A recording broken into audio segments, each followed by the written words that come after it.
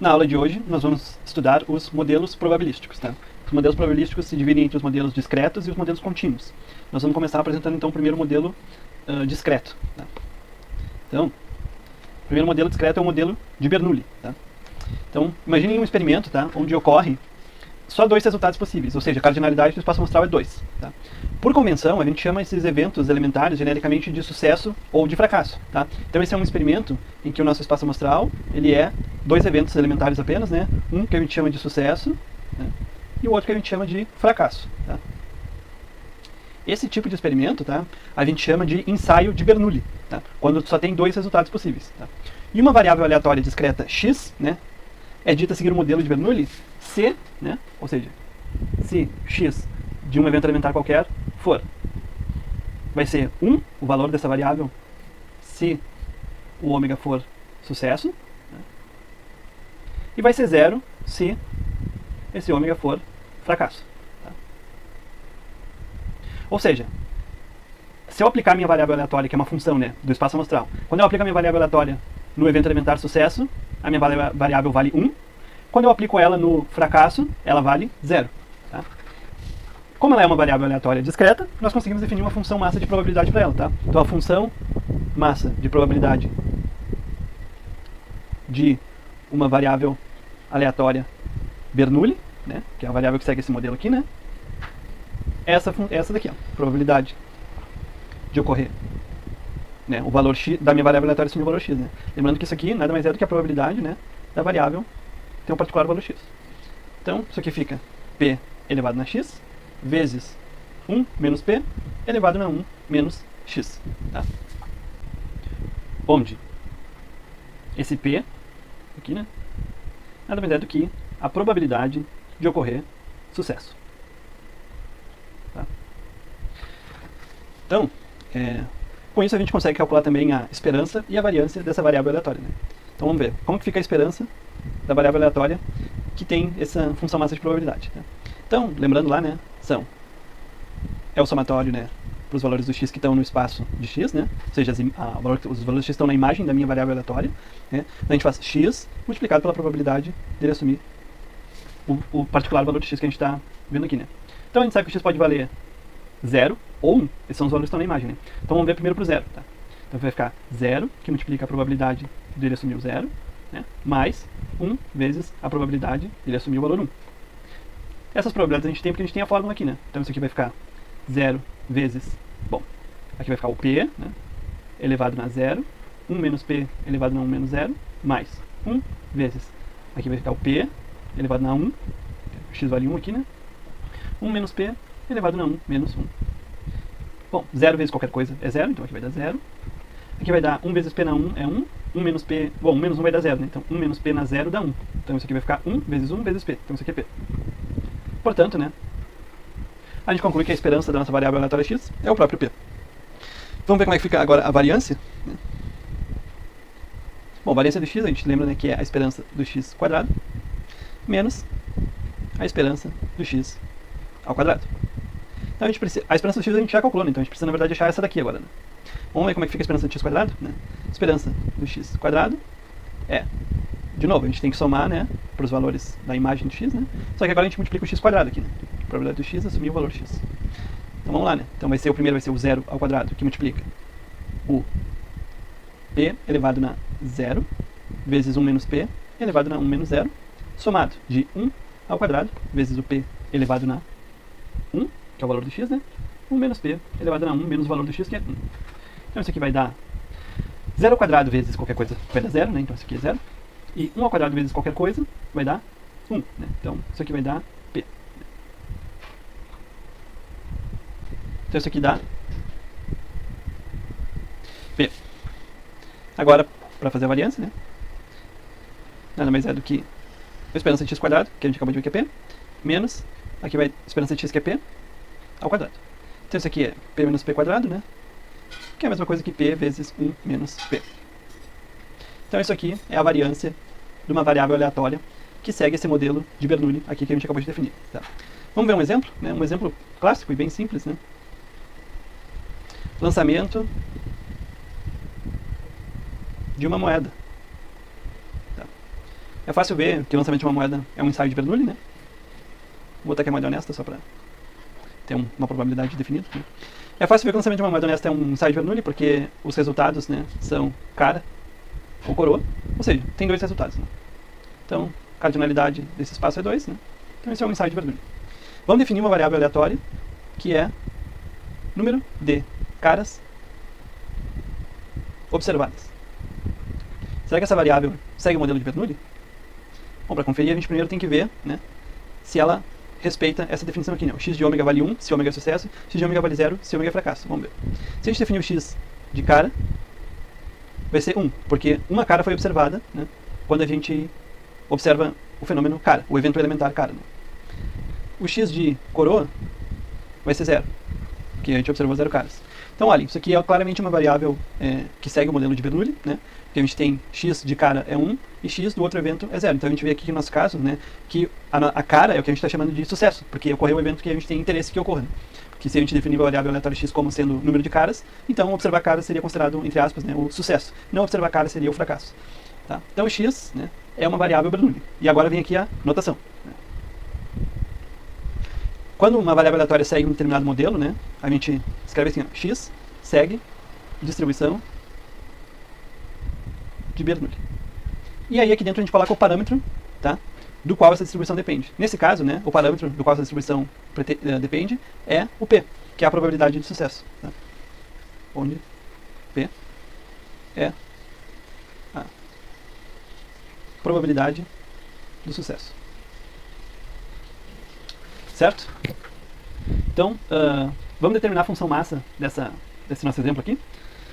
A gente já sabe, né, por causa do modelo, por causa da definição do modelo, né, que essa daqui é a nossa função massa de probabilidade, porque a gente já determinou que a nossa x é uma variável Bernoulli, e quando ela é Bernoulli, ela tem essa função massa. Nós vamos conferir se de fato bate, né? Então, se a gente fosse montar, né, sem ter conhecimento do modelo de Bernoulli, a gente ia montar a função massa com a nossa tabelinha, né, o x pode assumir os valores 0 ou 1, e a probabilidade da minha variável aleatória assumir cada um desses valores é, bom, o x vai ser 0 quando sai cara, né? Qual é a probabilidade de sair cara? Bom, se é uma moeda honesta, a probabilidade de sair cara é 1,5. A probabilidade de sair... desculpa, né? Quando sai coroa é 0. Né? E a probabilidade de sair cara, daí quando x vale 1 é 1,5. Tá, então a função massa é essa daqui. Eu falei lá, né? Dei uma fórmula para vocês, que a probabilidade da minha variável aleatória assumir um particular valor x era p elevado na x, vezes 1 menos p elevado na 1 menos x. Né? Então vamos ver se os valores batem, né? Primeira coisa, né? Qual é a probabilidade, qual é o valor do pzinho, né? A probabilidade do meu sucesso. Bom, probabilidade do sucesso, né? O pzinho botar aqui do lado, né? É a probabilidade de ocorrer cara, né? Porque cara é o meu sucesso, que é 1,5, né? Então, vamos ver qual que é a probabilidade do 0. Bom, o pzinho é 1,5, né? Então vai ser 1,5 elevado na x. Bom, a x vale 0, né? Então, vezes 1 menos... O que é o p ali? É 1,5 também, né? Elevado a 1 menos 0. Tá, 1,5 na 0 é 1, né? 1 menos 1,5 é 1,5. E 1,5 elevado na 1 menos 0 é 1,5. Né? Então aqui ficou 1,5. Por fim, né? A probabilidade de x ser 1 vai ser o pzinho, que é 1,5, elevado no valor de x, que é 1, que multiplica 1 menos 1,5, elevado na 1 menos 1. Tá? Bom, 1 menos 1 é 0, né? Então esse termo aqui todo vai embora, porque isso aqui vai ficar 1, né? E 1,5 elevado na 1 é 1,5. Tá? Então notem, né? Eu aplicando a função massa de probabilidade, né, eu consigo obter os mesmos valores que eu teria se eu montasse a tabelinha completa. Né? Então a gente tem uma fórmula fechada, né? Que é uma fórmula fechada para a nossa função massa de probabilidade da variável aleatória que segue a distribuição de Bernoulli. Tá? Então essa que é a distribuição de Bernoulli, tá? É o modelo discreto mais simples que existe, mas em cima dele a gente monta um outro modelo que é mais utilizado. Bom pessoal, o segundo modelo que nós vamos ver hoje é o modelo binomial, tá? E o experimento associado ao modelo binomial é esse que está descrito aqui. Seja um experimento aleatório onde a gente repete um ensaio de Bernoulli por n vezes, tá? Então o ensaio de Bernoulli a gente já definiu, né, nessa aula. Então imagine, né, que a gente vai repetir um ensaio por um número n de vezes, tá? Então, por exemplo, assim, o lançamento de uma moeda é um ensaio de Bernoulli, né? Se eu lançar a moeda 5 vezes, né, eu já não estou mais no ensaio de Bernoulli, porque o meu espaço amostral vai ser maior que 2, né? Lançando a moeda 5 vezes, eu vou ter mais do que 2 resultados possíveis, então já não é mais um ensaio de Bernoulli.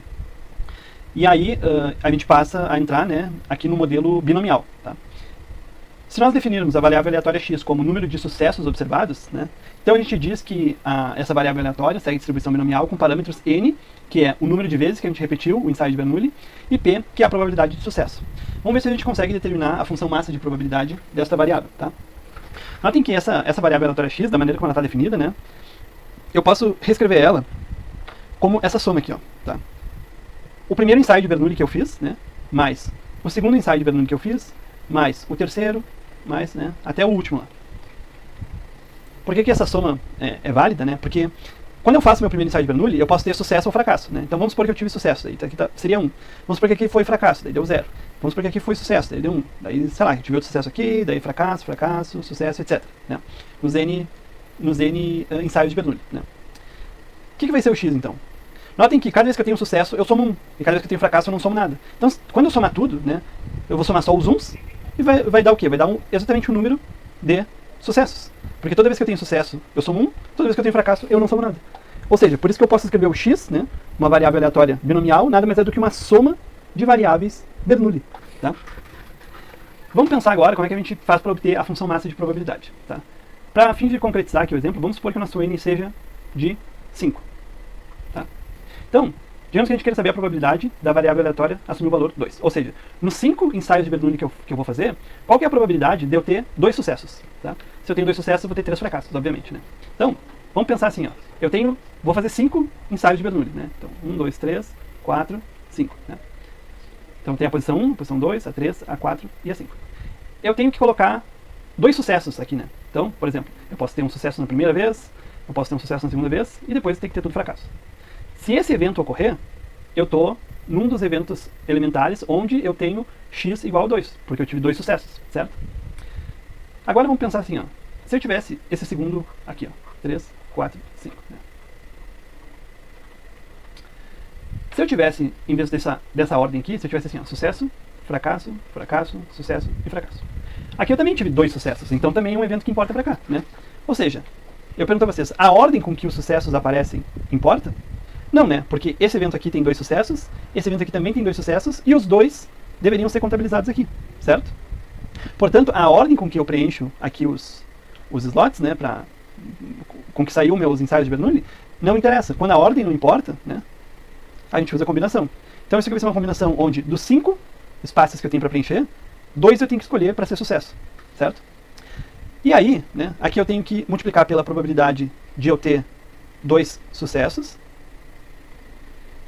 e 3 fracassos. Tá? Então isso aqui é a combinação de 5, 2. Quando eu tenho o e aqui, né, e esses eventos posso assumir que são independentes, ou seja, o resultado de um ensaio de Bernoulli não influencia na probabilidade do próximo, né? Então essa aqui é a probabilidade de eu ter 2 sucessos. Sucessos. Ah, tá difícil aqui. Vezes a probabilidade de ter 3 fracassos. Né? Seguindo as contas, então, isso aqui no elemento de combinação de 5, 2. A probabilidade de ter 2 sucessos é P ao quadrado, porque P é a probabilidade de ter sucesso. E se eu quero ter 2, então é P vezes P, que é P ao quadrado. E a probabilidade de eu ter 3 fracassos, né, é a probabilidade de eu fracassar ao cubo, porque é a probabilidade de fracasso vezes a probabilidade de fracasso vezes a probabilidade de fracasso. Então isso aqui é 1 menos P, que é a probabilidade do fracasso, né, o complementar do sucesso ao fracasso, ao cubo. Tá? Tipicamente, né, essa combinação aqui, né, vocês vão encontrar nos livros, né, uma outra notação. Né, vou escrever aqui. A gente escreve assim normalmente, ó. Combinação de N, P, a gente escreve assim, um colchete largo assim, né, N, P. Tá, então eu vou trocar de notação. Antes a gente escrevia assim, combi, 5, 2, agora nós vamos escrever simplesmente esses parênteses com 5 e o 2 aqui, tá? Então, essa fórmula fica 5, 2, P quadrado, 1 menos P cubo. Tá? Então a gente pode generalizar, tá? Se a gente quisesse agora, para um N qualquer, e para um número de sucessos qualquer. Então a probabilidade da minha variável aleatória assumir qualquer x, né? Vai ser, bom, tá aqui, ó. Antes meu n era 5, né? Então aqui onde vai o 5 eu vou ter que botar um n. Antes meu x era 2, agora meu x é qualquer um, então vou botar aqui o x. O p, ainda é p, né? A probabilidade de sucesso, é elevado no quê? No número de sucessos que eu vou ter. Então aqui é x. Aí eu tenho 1 menos p. Bom, o que é esse 3? Esse 3 é o quanto falta, né, do 2 para eu completar o 5. Então vai ser x, desculpa, n menos o x. Né? Porque o n vai ser, aqui era, por exemplo, 5, né? 5 menos o 2 dá o 3, né? Ou seja, quanto que eu falto, né, para completar para ter todos os n ensaios, né? Porque isso aqui mais isso aqui tem que dar o número total de ensaios, tá? Então a gente chegou aqui na função massa de probabilidade de uma variável aleatória, né? Isso aqui é a função massa de probabilidade de uma variável aleatória x, que segue a distribuição binomial com parâmetros n, p. onde N é o número de vezes que o ensaio de Bernoulli foi repetido, e P é a probabilidade de sucesso em cada um dos ensaios. Vamos passar então para o cálculo da esperança de X. Então, X, claro, né, nesse modelo binomial, NP. Como é que fica então o cálculo da esperança?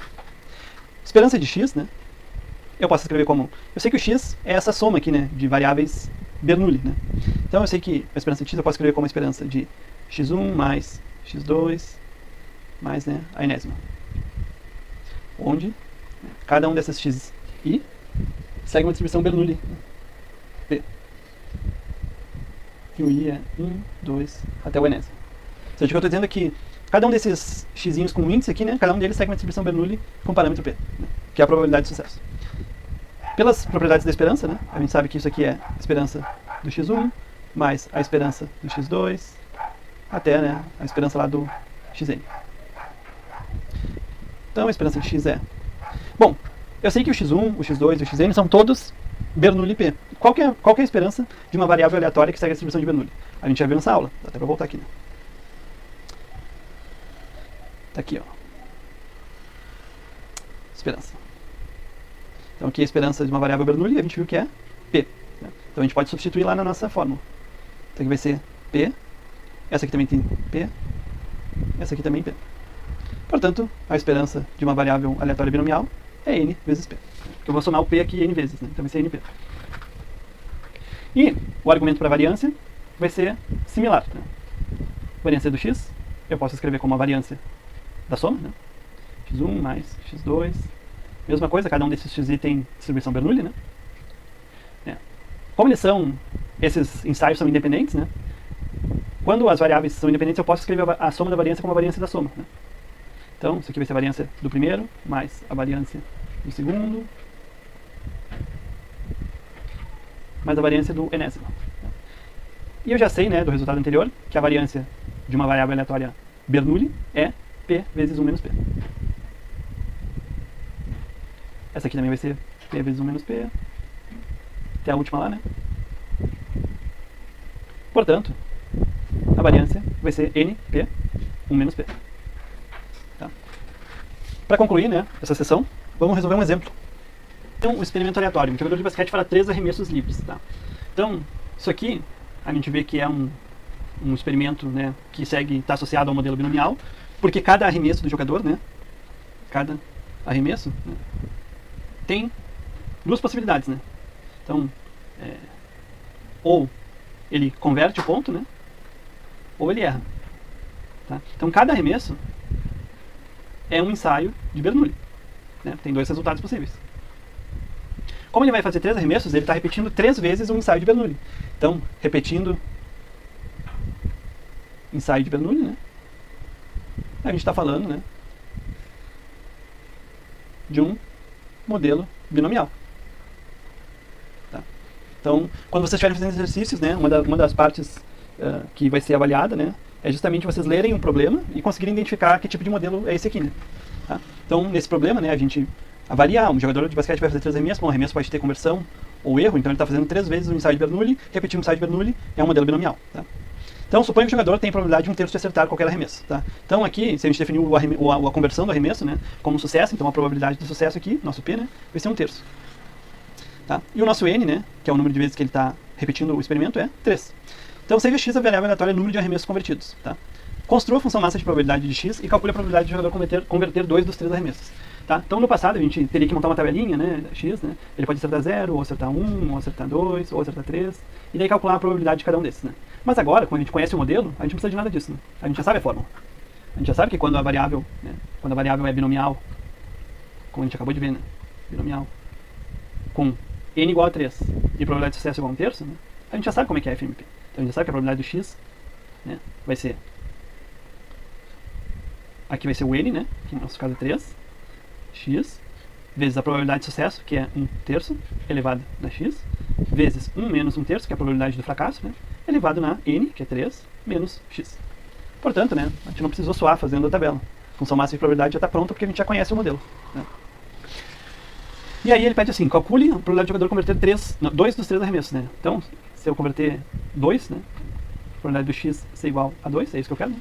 Bom, isso é a função massa aplicada no ponto 2. Né? E eu já conheço a fórmula. Então isso aqui vai ser 3, escolhe 2, né?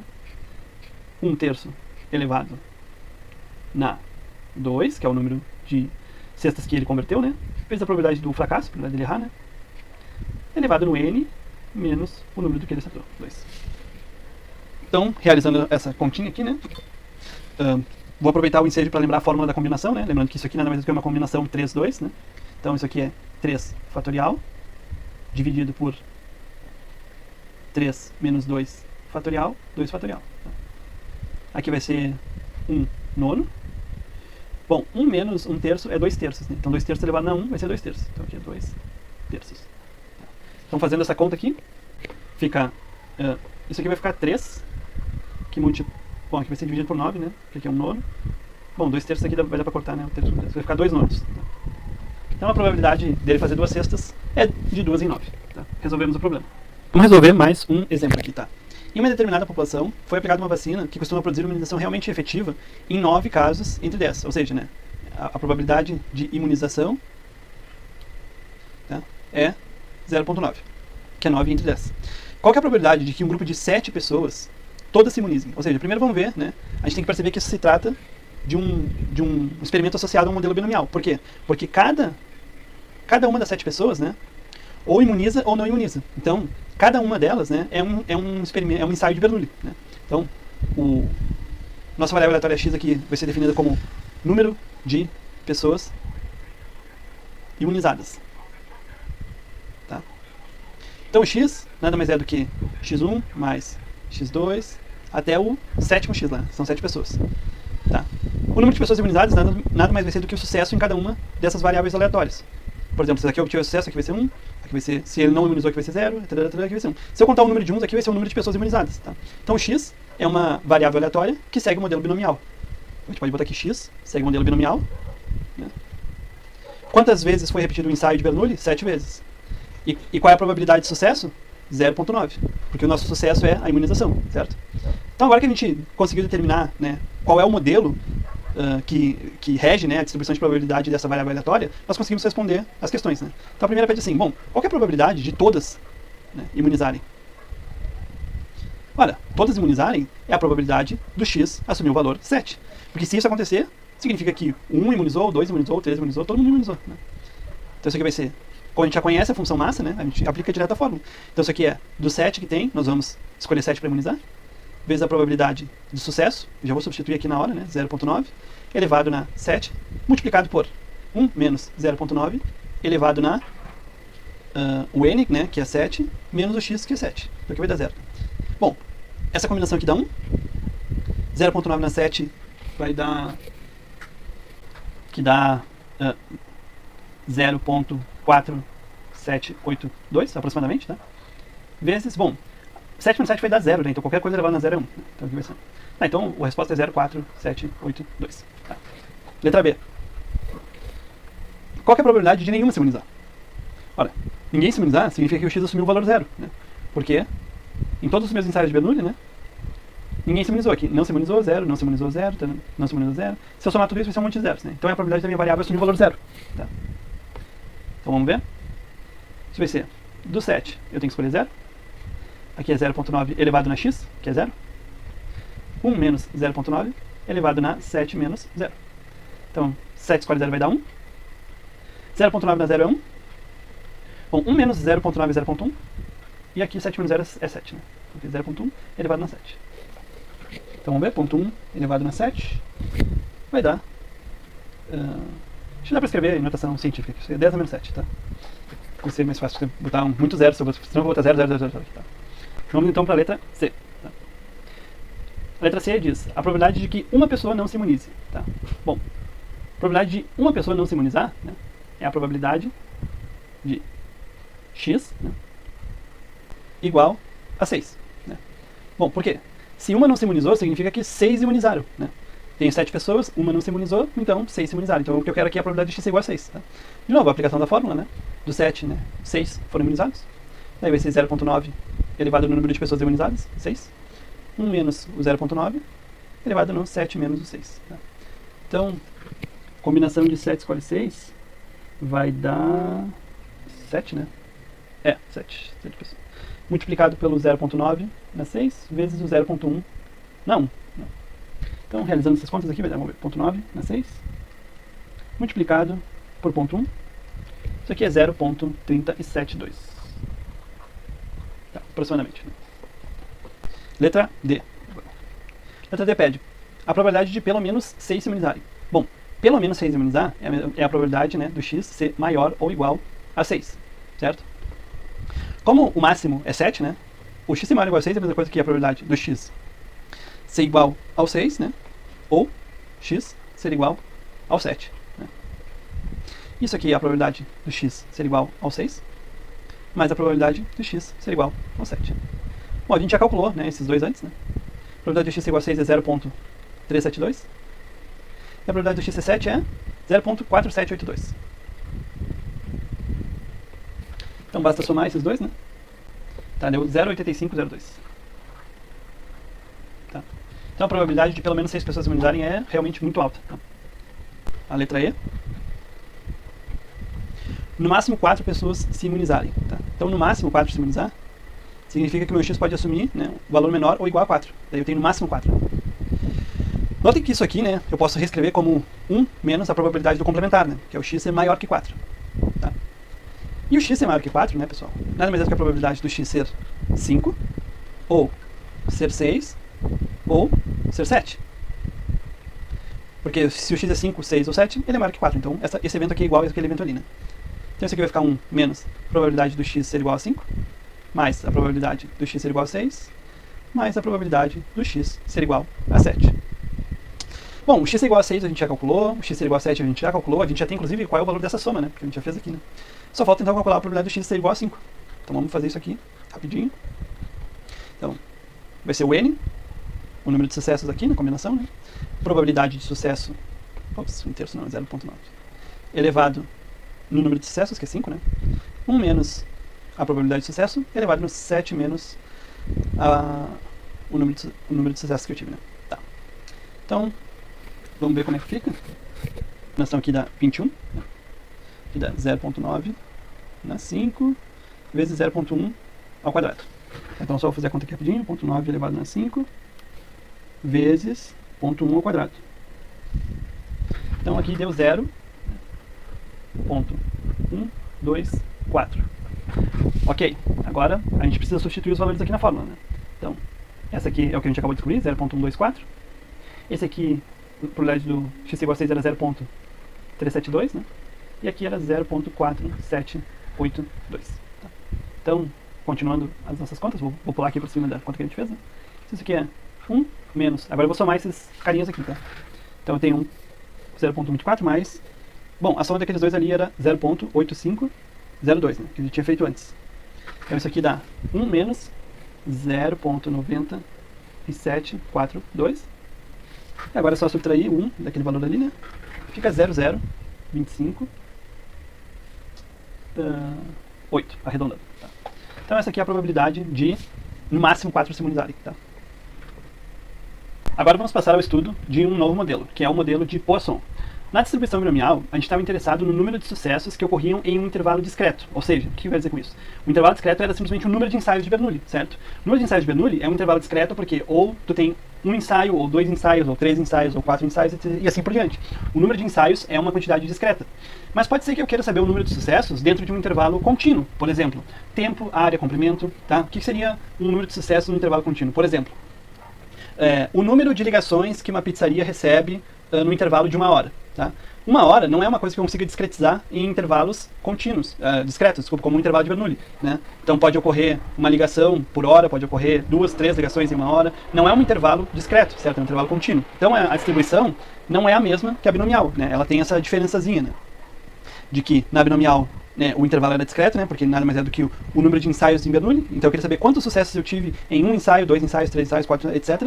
Aqui, esse intervalo não é mais discreto, né? Eu tenho um intervalo que é contínuo. Então, quanto tempo se passou? Qual é o comprimento que tem, né? Por exemplo, se eu tenho aqui digamos que num dia de chuva eu desenho um quadrado no chão. Tá? E o número de sucessos vai ser o número de pingos que caiu no meu quadrado, no dia de chuva. Então pode ter caído um pingo aqui, daí choveu mais, caiu outro pingo aqui, um caiu aqui, aí outro pingo aqui caiu aqui, não é sucesso. Quando o pingo cai aqui não é sucesso. Só que até quando que eu vou contar? Posso definir pelo período de 1 hora. Tá? Então passou 1 hora, depois que passou 1 hora eu vou contar o número de sucessos. Aí eu vou ver. Depois de 1 hora eu tive 1, 2, 3, 4 sucessos. Tá? Então esse aqui é um modelo de Poisson. É nesse tipo de experimento aqui. Tá? Quando o intervalo de contagem de sucessos é um intervalo contínuo. Tá? Bom, se x é o número de sucessos no intervalo contínuo, tá? A gente diz que x é uma variável aleatória que segue a distribuição de Poisson com o parâmetro lambda. Tá? E a sua função massa de probabilidade vai ser dada por... Eu vou escrever aqui para vocês. Tá? Lembrando, a função massa de probabilidade é sempre a probabilidade da variável aleatória assumir um particular valor x. Né? Vai ser e elevado na menos lambda vezes lambda elevado na x sobre x fatorial. Tá? Percebam, né? O número de sucessos ainda é uma variável aleatória discreta, porque o número de sucessos, né, os valores são assumidos pelo x aqui, né, ou eu tive 0 sucessos, ou 1, ou 2, ou 3, e assim por diante. Né. E esse parâmetro lambda aqui, tá, só para terminar de formalizar essa nossa fórmula, né, para a função mais probabilidade, ele tem que ser um valor maior do que 0. Tá. Vamos então, né, só mostrar aqui alguns exemplos. Tá? Então, aqui estão alguns exemplos, né, de experimentos que vocês podem assumir que seguem uma distribuição de Poisson. Né? Então, por exemplo, aqui, né, os carros que passam por um cruzamento por minuto. Ó, por minuto. Minuto é tempo é uma quantidade contínua. Né? Então, eu quero saber o número de sucessos, ou seja, o número de sucessos vai ser os carros que passam, né, quantos carros passaram, em um intervalo contínuo. Então, Poisson. Tá? Erros tipográficos por página em um material impresso. Tá? Então, o material impresso não é uma quantidade discreta, né? A gente está tendo um intervalo contínuo, eu vou contar um número de erros. Defeitos por unidade, então, lá, por metro quadrado, por metro cúbico de peça fabricada. E vários outros exemplos aqui que vocês podem ler com calma, né? E verificar que se tratam de problemas, né? Em que a gente está lidando com o número de sucessos que estão sendo contados, né? Por uma unidade contínua, né? Sempre por milímetro quadrado, que por ano que é tempo, né? Problemas de fila, normalmente é o tempo que a pessoa espera na fila, né? Então aqui vai ser problemas de fila, vai ser normalmente problema com tempo, né? Quanto tempo a pessoa fica na fila. O número de chamadas recebidas por um telefone durante 5 minutos, tá? Então vocês conseguem, né, captar quando é que um modelo está relacionado a Poisson, quando vocês veem essa estrutura, né, de experimento, onde vocês estão contando o número de sucessos, que é uma quantidade discreta, em um intervalo, que é uma quantidade contínua, tá? Vou passar então para o cálculo da esperança dessa variável aleatória. Tá? Qual será o valor esperado, né, desta nossa variável aleatória de interesse? Então, esperança de x, né, lembrando, né, como é que aplica a esperança, né, para todos os valores que estão na nossa imagem, né, a gente faz x vezes a probabilidade e ele assumir aquele particular valor. Tá? Então, vamos ver como é que é. Né? Então, a gente lembra, né, que a imagem, né, vai ser... Ops, peraí, deixa eu botar um igual aqui. O x pode ser 0, ou pode ser 1, ou 2, ou 3, e não tem limite superior. Né? Então, essa soma aqui, né, ela começa em 0 e ela termina lá no infinito. Né? Então, vai ser x vezes... Daí, essa função massa de probabilidade, né, da Poisson. Como a gente viu aqui, né? Como é que é? E na menos lambda, vezes lambda na x, dividido por x fatorial. Então vai ficar E na menos lambda, lambda x, dividido por x fatorial. Tá. Bom, a primeira coisa que a gente pode manipular aqui, né, é perceber que quando x é 0, né, que é o primeiro momento, esse termo todo aqui vale 0. Né? Então o 0 não vai contar em nada na soma. Né? Porque no primeiro termo, que x é 0, aqui vai ser 0, 0 multiplicado por qualquer coisa é 0. Se eu somar 0 com o próximo termo, não vai mudar nada. Né? Então o x aqui não precisa começar em 0. Né? Então, a primeira coisa que eu vou fazer é escrever, né, o x começando em 1. Né? Não precisa começar em 0. E esse e na menos lambda é uma constante, né? Eu posso tirar ele do somatório. Né? Então, isso aqui vai ficar e na menos lambda aqui fora. Outra coisa que eu posso notar, né, pessoal, é que x dividido por x fatorial, né, é, na realidade, x menos 1 fatorial. Né? X menos 1 fatorial. Né? Então, posso até mostrar aqui rapidinho no canto, né, só para não ficar dúvida. Né? X dividido por x fatorial, né? Eu posso abrir esse fatorial como x vezes x menos 1 fatorial. Né? Eu preciso notar que eu vou cortar isso aqui com isso aqui, vai ficar 1 sobre x menos 1 fatorial. Né? Por isso que só ficou aqui, eu cortei esse x com esse x fatorial, fiquei com x menos 1 fatorial. Tá? E aqui em cima, né, pessoal, eu vou ficar com lambda na x. Eu posso escrever lambda na x, vocês vão entender por quê, como lambda vezes lambda na x menos elevado a menos 1. Deixa eu escrever melhor isso aqui. Se eu multiplicar o lambda com lambda na x menos 1, eu obtenho lambda na x, tá? Então não fiz nenhuma operação proibida aqui, né? Então a primeira coisa que a gente nota agora já aqui, né, que esse lambda é uma constante, então eu posso remover ele, então eu vou ficar com lambda vezes e na menos lambda, somatório infinito, né, que vai de 1 até infinito, de lambda na x menos 1 sobre x menos 1 fatorial. Agora eu vou fazer uma coisa que, não sei se vocês já viram séries lá na parte do cálculo, né? Mas quando a gente tem um somatório assim, a gente mexe no índice, né? Se eu subtraio 1 aqui do índice, todos os valores que tem x eu tenho que somar 1, tá? Então eu vou fazer isso, eu vou subtrair, né? Aquele x eu vou transformar, que é lambda, né? Que vai ter infinito. Esse x que era 1, eu vou diminuir 1 dele, então vai ficar 0. Como eu diminui 1 dele, eu tenho que aumentar 1 em todos os lugares que aparecem x ali. Então vai ficar lambda, que era x a menos 1, vai ficar x. E o x menos 1 fatorial vai ficar x fatorial, tá? E aqui eu cheguei, né, numa fórmula que é bem conhecida, né, que é a expansão de Taylor para o E na x. Né? Então, vou escrever aqui do ladinho, né, expansão, né, de Taylor. Tá. Eu consigo escrever o E, o constante E, né, elevado num valor qualquer A, como um somatório, indo de 0, né, até infinito, né, como A na x, dividido por x fatorial. Tá? Notem que é exatamente a mesma estrutura que eu tenho aqui. Né? Então isso aqui, né, é o E elevado na coisinha que está aqui, que é o lambda. Né? Então eu posso reescrever isso aqui, né, como lambda vezes E na menos lambda, multiplicado por E na lambda. Isso aqui, E na menos lambda vezes E na lambda, isso aqui é lambda, vezes E elevado na menos lambda mais lambda. Então isso aqui é lambda vezes E na zero, que é lambda, porque E na zero é 1. Né? Então olha que resultado interessante. Né? A esperança da nossa variável aleatória x é lambda. Tá? O que isso significa então? Né? Que esse parâmetro da nossa distribuição, lambda, o que ele representa? Ele é o número vou botar assim, médio de sucessos, né? Médio ou esperado, né? O número que eu espero ter de sucessos no dado intervalo contínuo. Tá?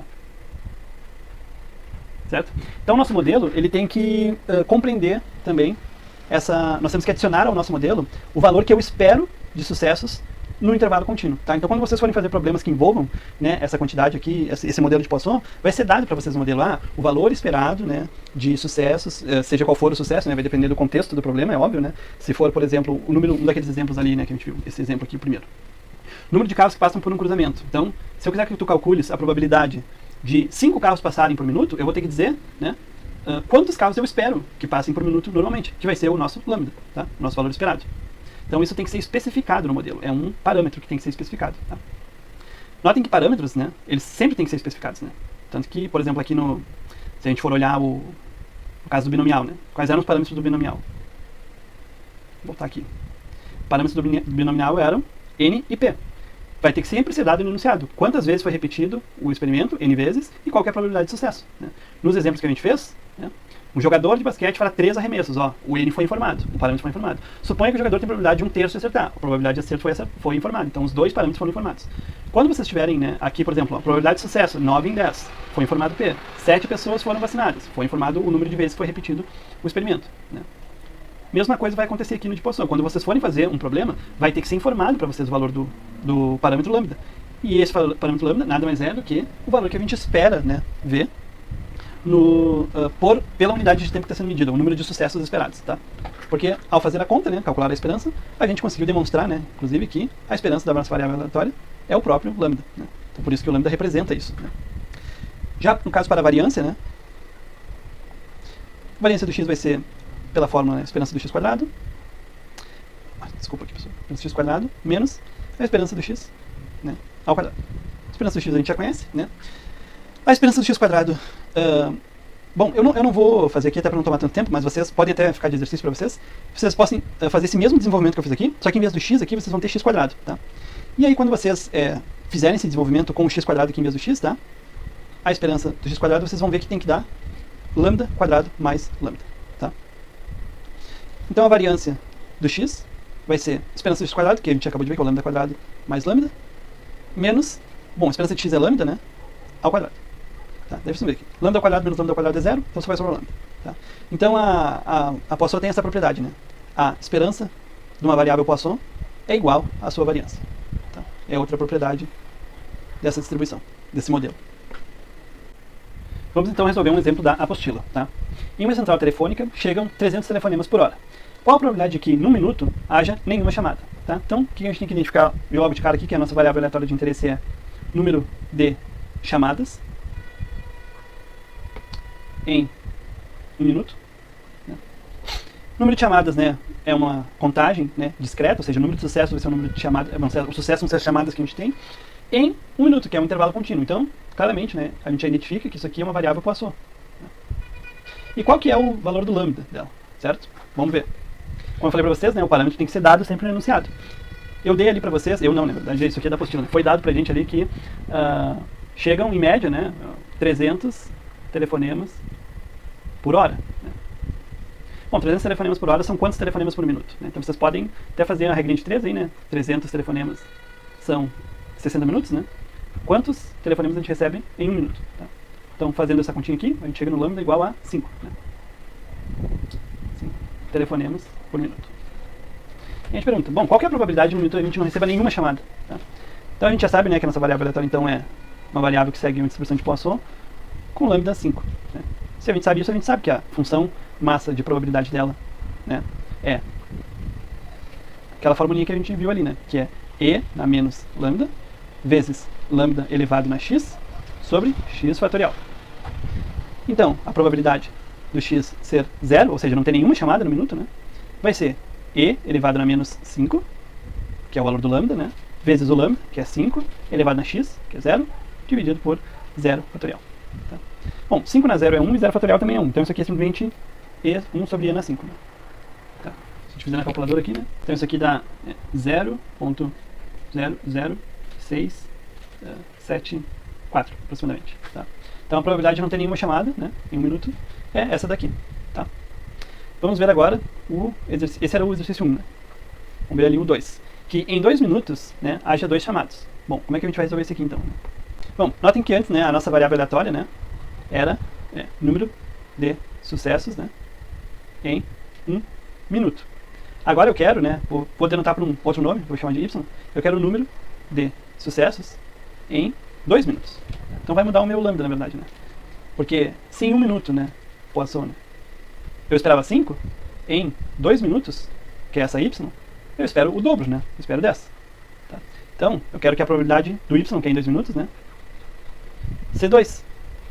Então, a gente aplica a fórmula, né, levando em conta que para o y, né, o lambda é 2. Então vai ficar E elevado na menos 10, que é o novo lambda, né, vezes o 10 elevado na x, né, que é o 2, sobre 2 fatorial. Então, 10 ao quadrado é 100, e 100 dividido por 2, 50. Então isso aqui vai ser E elevado a menos 10 vezes 50. Só deixa eu fazer essa conta aqui. 0.227, né, aproximadamente. Tá? E, por último, né, qual que nós temos ali? Em t minutos não haja chamadas. Bom, agora nós vamos criar uma variável aleatória z, que é número de chamados, ou número de sucessos, né, equivalente, em t minutos. A variável aleatória x, né, ela segue a distribuição de Poisson, 5. E o x era quantas chamadas eu tinha por minuto. Né. A z, então, né, obviamente, vai ser t minutos, né, então vai ser t vezes 5. Porque se em um minuto eu tenho 5 chamadas, em t minutos eu vou ter t vezes 5 chamadas. Né. Então a fórmula vai ficar probabilidade do z. Quantas chamadas eram? Não haja chamadas. Então, probabilidade de z igual a 0.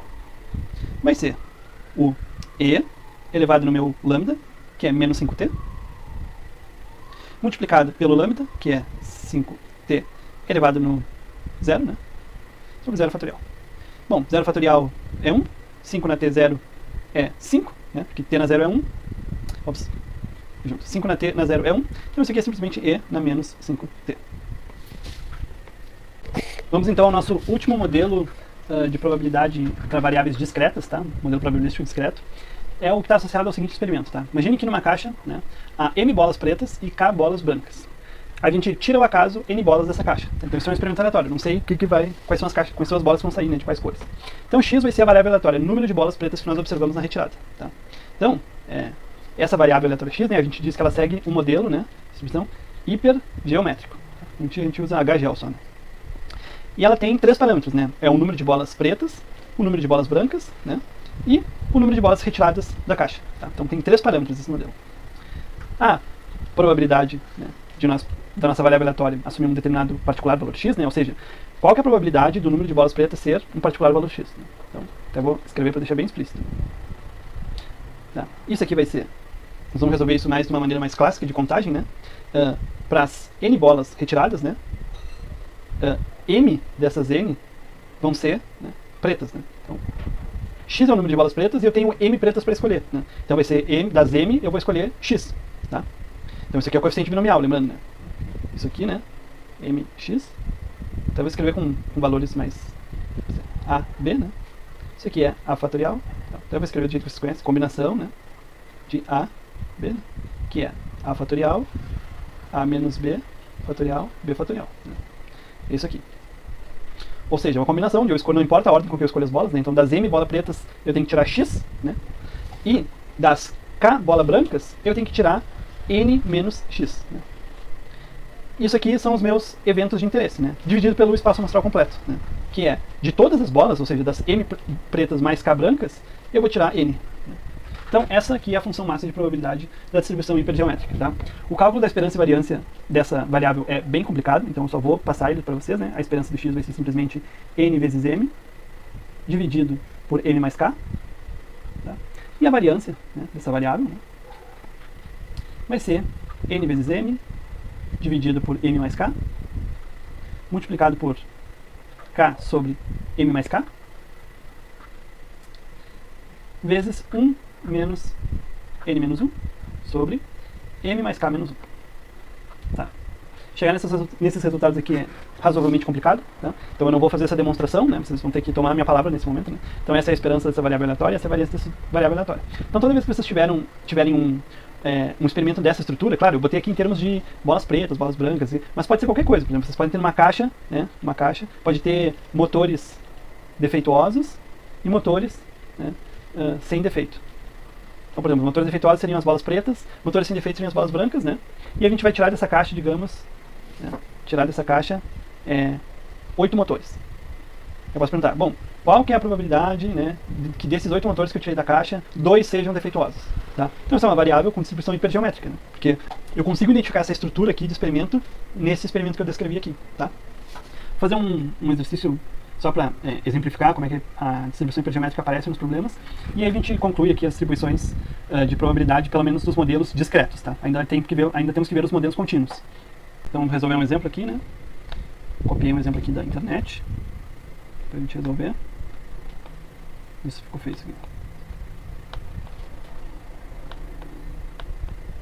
Tá melhor. Vamos ver. Suponha que 3 moedas comemorativas foram colocadas por engano num cofrinho, tá? No qual já haviam algumas moedas comuns, tá? O qual ficou contendo um total de 12 moedas. Tá? Então eu sei que o total, né? Total eram 12 moedas. Né? E 3 moedas comemorativas foram colocadas no cofrinho. Então, vou botar assim, moedas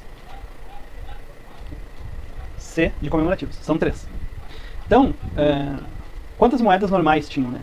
Então, moedas normais eram 12 menos 3, certo? Tá? Então vamos lá, vamos seguir o problema. Suponha que devido à dificuldade de tirar as moedas do cofrinho sem quebrá-lo, vamos tirar ao acaso um total de 4 moedas. Então nosso N, né, o número de moedas retiradas vai ser 4. Qual a probabilidade de tirarmos no mínimo uma moeda comemorativa? Né? Então notem, as moedas comemorativas são como as bolas pretas, né? As moedas normais são como as bolas brancas, o N é o número de moedas que eu estou retirando da caixa, né? E eu quero saber, né, a probabilidade de eu ter, no mínimo, né, uma moeda comemorativa. Tá? Então a minha variável aleatória x, né, ela é o número de moedas do tipo C, de comemorativa, né? Então eu identifico, né, que isso aqui é uma variável que tem distribuição hipergeométrica, pela estrutura do experimento aleatório ao qual ela está associada, né? Onde os parâmetros são o número de moedas comemorativas, que é o que eu quero saber, né, que é o do meu interesse, seriam equivalente às bolas pretas, né? Aqui então é 3.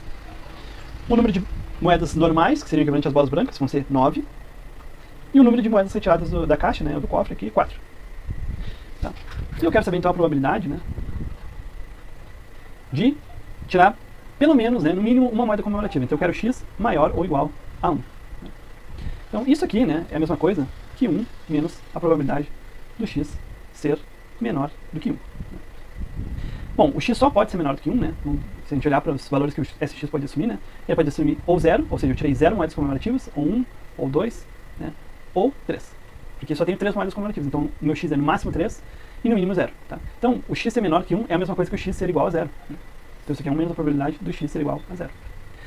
Então a probabilidade do x ser igual a 0, a gente conhece a função massa de probabilidade do x, então é só aplicar a fórmula. Né?